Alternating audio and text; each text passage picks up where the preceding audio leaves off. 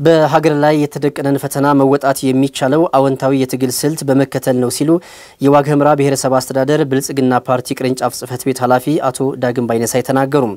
ውስጣችንን በመፈተሽ በጋራ መስራት ይገባል ያሉት ደግሞ የብሔረሰቡ ዋና አስተዳዳሪ ዶክተር ስቡህ ገበያው ናቸው። የአማራ ክልል የልህቀት ዲዛይንና ቁጥጥር ኮርፖሬሽን ዋና ስራ አስፈጻሚ አቶ አጥናፉ ውቤ ኮንፈረንሱ ላጋጠሙና ለሚያጋጥሙ ችግሮች የመፍትሄ አቅጣጫዎች ለማስቀመጥ ያግዛል ብለዋል። ሰለሞን ደሴ ዝርዝር ዘገባለሁ።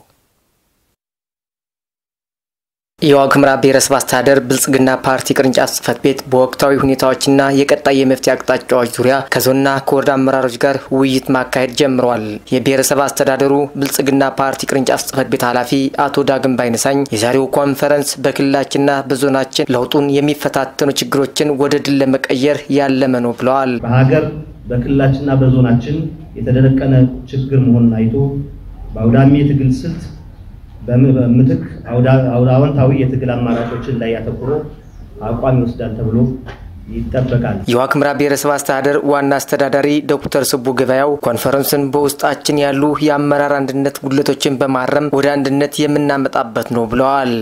በአጠቃላይ በደረሱብን ቀውሶችና ስኬቶች ላይ የጠራ ግንዛቤ መያዝ አለበት።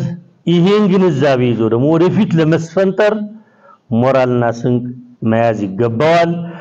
በዚህ ሁኔታ ላይ ሆነን ደግሞ የተደበለበለ አንዴ ብልጽግና አንዴ ማነሴ ሆኖ በውስጣችን ትልቁ በሽታችን ኢንተርናል ፕሮብሌም ስለሆነ ውስጣችንም የምናጠራበት አመራራችንም የምናስተካክልበት መድረክ እንደሆነ ሊገነዘብ ይገባዋል ማለት ነው። ዶክተር ስቡህ አክለውም በህዝባችን የሚነሱ የማንነትና የወሰን ጥያቄዎችን እልባት እንዲያገኙ በኮንፈረንሱ ይመከራል ነው ያሉት። ህዝባችን ለማገልገል ወኘ ሰንቀን የምንቀሳቀስበት ሁናቴ ይኖራል ማለት ነው። ከዚህ ባለፈ እንደ ሀገርም ይህ ኮንፈረንስ እንደ ሀገር የክልላችን ህዝብ የሚጠይቃቸው አበይት ወይም ኪ ጥያቄዎች አሉ። የማንነትና የወሰን ጥያቄ የዚህ ኮንፈረንስ ዋና የውይይት አጀንዳ ሊሆን ይገባዋል። በዚህ አቋም ሊይዝ ይገባል። በውይይት መድረኩ የተገኙት የአማራ ክልል የልህቀት ዲዛይንና ቁጥጥር ኮርፖሬሽን ዋና ስራ አስፈጻሚ አቶ አጥናፉ ውቤ እንዳሉት ኮንፈረንሱ በብሔረሰብ አስተዳደሩ የሚያጋጥሙ ችግሮችን ለይቶ የመፍትሄ አቅጣጫ ለማስቀመጥ መልካም አጋጣሚን ይፈጥራል ብለዋል።